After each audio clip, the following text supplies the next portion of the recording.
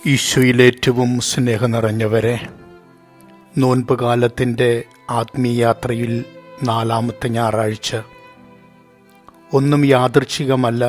എവിടെയൊക്കെയോ ദൈവത്തിൻ്റെ പരിപാലനകൾ അതിൻ്റെ തക്കതായ സമയങ്ങളിൽ നിറയുന്നുണ്ട്, കടന്നു വരുന്നുണ്ട്. കാത്തിരിക്കുവാൻ മനസ്സും പ്രാർത്ഥിക്കുവാൻ ഹൃദയവും ഉണ്ടാവട്ടെ. ദൈവം തക്കതായ സമയങ്ങളിൽ നമ്മളെ അനുഗ്രഹിക്കും, ഉയർത്തുകയും ചെയ്യും. അന്ധനായൊരു മനുഷ്യനെയാണ് ഇന്ന് വചനം വിവരിക്കുന്നത്. ഇരുട്ടായിപ്പോയ മനുഷ്യൻ്റെ ജീവിതം എത്ര ദുസ്സഹമായി മാറപ്പെടുന്നുണ്ട്.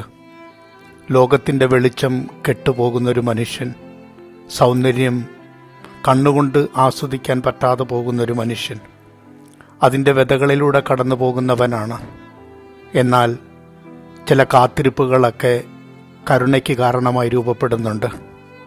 ദൈവത്തിൻ്റെ ഇടപെടലുകൾക്ക് അത് കാരണമായി മാറപ്പെടുകയും ചെയ്യുന്നുണ്ട്. അവൻ പോലും അറിയുന്നില്ല തന്നെ സ്പർശിച്ചവൻ്റെ ശക്തിയും മഹത്വവും ആരാണെന്ന് പോലും. എന്നിട്ടും ഒരു അത്ഭുതം സിദ്ധിച്ച മനുഷ്യനെ പോലെ ഏതൊരു വലിയ അത്ഭുതം തന്നിൽ പ്രവേശിച്ചു എന്ന ചിന്തയും ധാരണയും ഉറപ്പിച്ചതുപോലെ അവനൊരു പുതിയ വിശ്വാസിയായി, പുതിയ സാക്ഷിയായി രൂപപ്പെടുന്നുണ്ട്. വാക്കുകൾക്കൊക്കെ അതീതമായി ജീവിതം തന്നെ സാക്ഷ്യമായി രൂപപ്പെടുകയാണിവിടെ. മാതാപിതാക്കൾ അവന് വേണ്ടി തന്നെ സാക്ഷ്യം വഹിക്കുന്നുണ്ട്.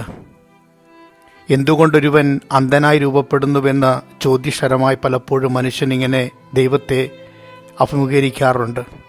എന്തിന് നമ്മുടെ ജീവിതത്തെ കഠിനതകളിലേക്ക്, കഷ്ടപ്പാടുകളിലേക്ക്, സങ്കടങ്ങളിലേക്ക്, രോഗങ്ങളിലേക്ക്, ആകുലതകളിലേക്ക്, മറ്റു പലതരത്തിലുള്ള വ്യതകളിലേക്കൊക്കെ ദൈവം കൊണ്ടുപോകുന്നുവെന്ന്?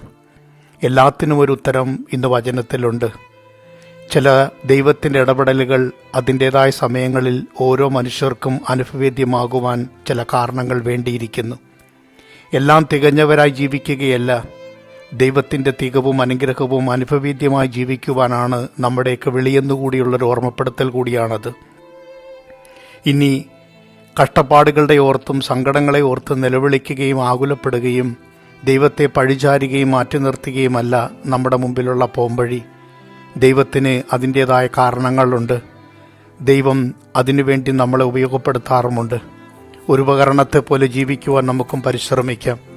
ദൈവത്തിൻ്റെ ഇടപെടലുകൾ എങ്ങനെയാണ് മനുഷ്യൻ്റെ ജീവിതത്തിൽ സംഭവിക്കുന്നതെന്ന് നിശ്ചയമില്ലാത്തിടത്തോളം അതൊരത്ഭുതമായി, അനുഗ്രഹമായി, സമയത്തിൻ്റെ പൂർണ്ണതയിൽ ആവശ്യമുള്ളിടങ്ങളിൽ അത്താണിയായി കടന്നു വരുമെന്ന് വിശ്വസിക്കാം. ഇനി അനുഭവിച്ച അനുഭവങ്ങൾ അത് ആഴപ്പെടുത്തുന്ന വിശ്വാസത്തിലേക്ക് വഴിതിരിക്കട്ടെ. അത് ആത്മാർത്ഥമായി പങ്കുവെക്കുവാനുള്ള ഹൃദയമുണ്ടാവട്ടെ. അതിലൂടെ ഒരു ഉപകരണത്തെ പോലെ അനേകർക്ക് ആ ഒരു സാക്ഷ്യം പകർന്നു കൊടുക്കുവാൻ, ദൈവത്തെങ്കിലേക്ക് തിരികെ കൊണ്ടുവരുവാൻ നമ്മുടെയൊക്കെ ഒരു കൊച്ചു ജീവിതം സാധ്യമാവട്ടെ.